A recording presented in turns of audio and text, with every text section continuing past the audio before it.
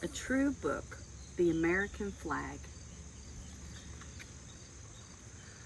a symbol of freedom. The American flag is a symbol of freedom. It stands for the land, the people, and the government of the United States. Nicknames for the American flag are Old Glory, the Stars and Stripes, and the Star-Spangled Banner. The people of the United States are proud of their flag and the country for which it stands. Flags and their history.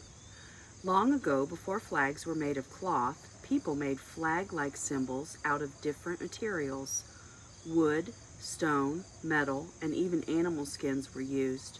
These symbols were called standards. They were placed on top of spears or poles and carried into battle. They were also used as symbols of land ownership. Historians, people who study the past, believe that the first flag to stand for a country was the flag of Denmark, a white cross on a red background. In 1219, Denmark's king Vladimir saw a white cross in a red sky just before he won a battle. Also in the 1200s, England used a flag called St. George's Cross. It had a simple design, a red cross on a white background. Scotland, a country to the north of England, had a flag called St. Andrew's Cross. That cross was white, but it was shaped like an X. The background of the flag was blue. In 1606, these two flags merged or joined because England and Scotland had united under King James I in 1603.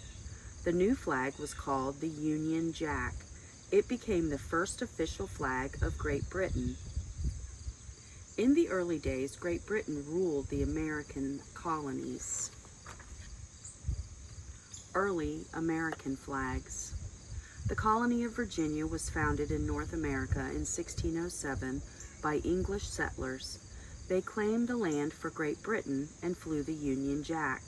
In time, more colonies were settled along the Atlantic coast.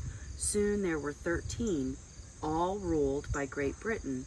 The Union Jack flew over these colonies for about 150 years. During the 1700s, the colonies grew angry with Great Britain. The British government wanted too much control over them. It taxed the colonists on many goods such as sugar and tea. The colonists wanted freedom from British rule. They wanted to make their own laws. The Revolutionary War began in 1775. It was fought between Great Britain and the 13 colonies. In 1776, the colonists declared their independence from Britain. In the early days of the war, many different flags were made in the colonies. Some colonists used pine trees on their banners as a symbol of hardiness or strength. Others sewed rattlesnakes on their flags with the words, "Don't tread on me." In 1775, at Benjamin Franklin's suggestion, the American colonies designed a flag of their own. In the upper left-hand corner was a little Union Jack. The rest of the flag was made up of 13 horizontal stripes. 7 were red and 6 were white. These stripes stood for the 13 colonies. That flag was called the Grand Union Flag.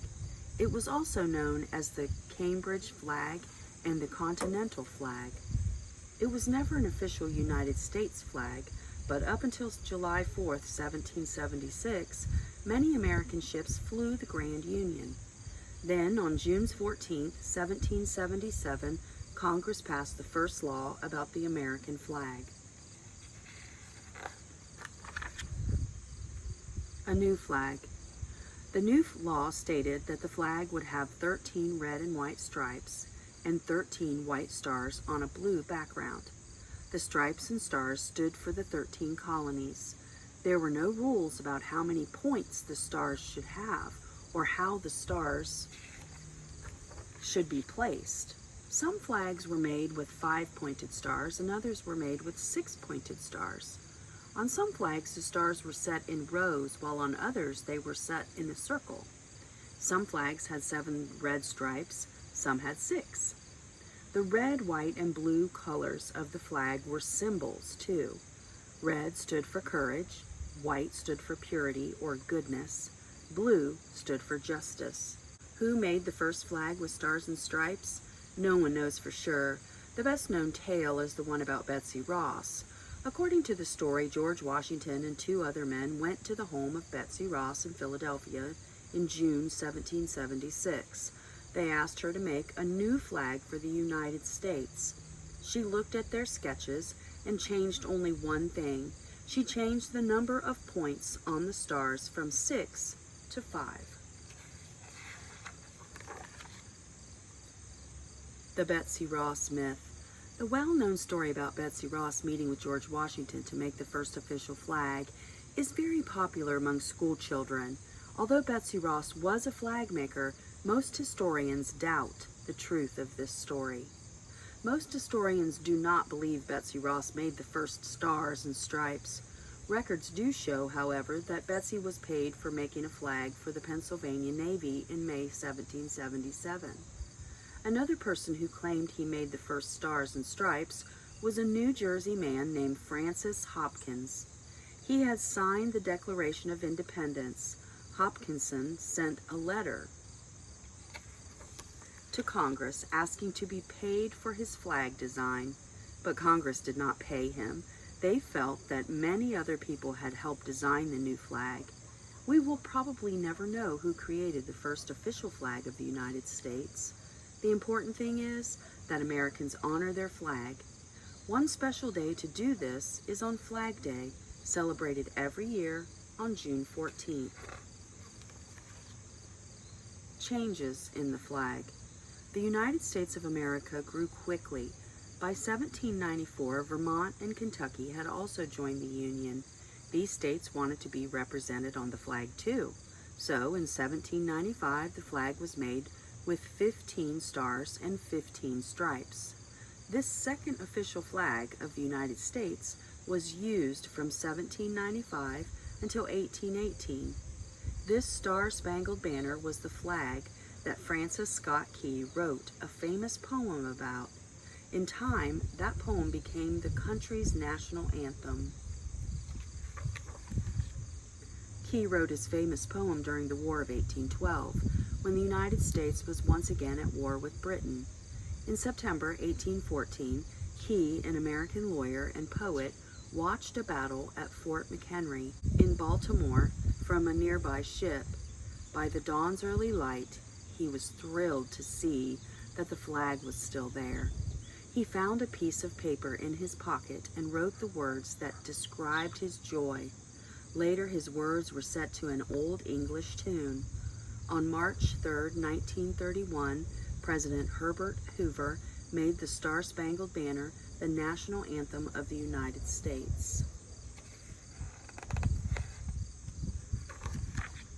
Growing nation. After 1818, more and more states joined the Union, but if a new stripe were added for each new state, the flag would get too big.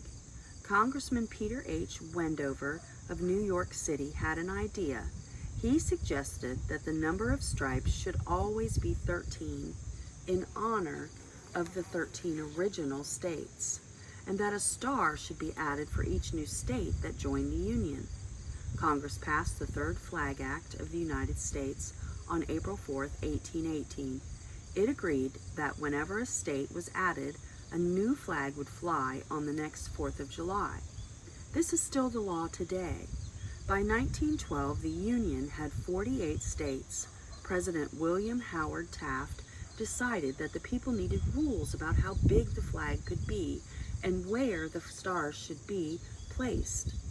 A new flag was designed with 6 rows of 8 stars. This flag lasted from 1912 to 1959 and represented the United States in World Wars I and II.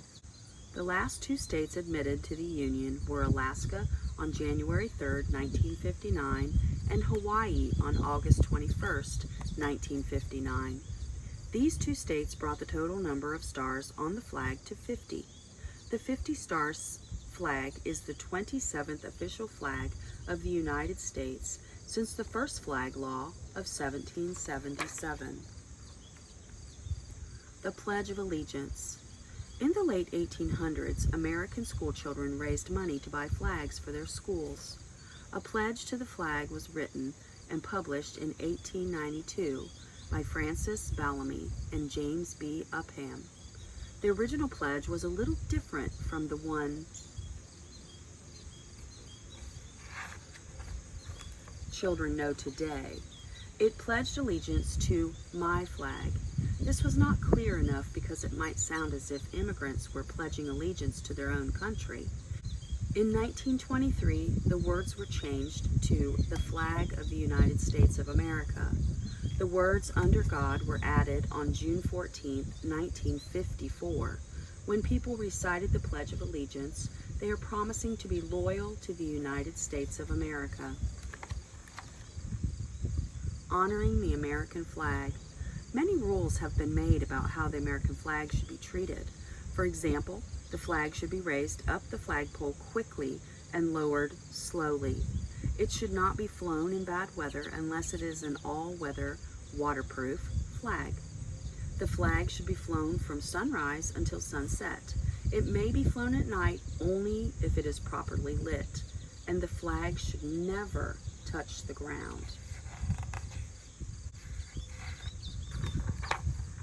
When the flag passes, as is in a parade, or when one recites the Pledge of Allegiance, one should face the flag and place one's right hand over one's heart. Also, many rules have been made about flying the flag at half-mast, halfway up the flagpole. The flag is flown at half-mast to honor someone who has died. It is flown at half-mast on Memorial Day to honor those Americans who died fighting for their country. It is also flown at half-mast when a president or other government official dies. The American flag stands for the people and ideas of the United States. It should always be treated with respect. A true book, The American Flag.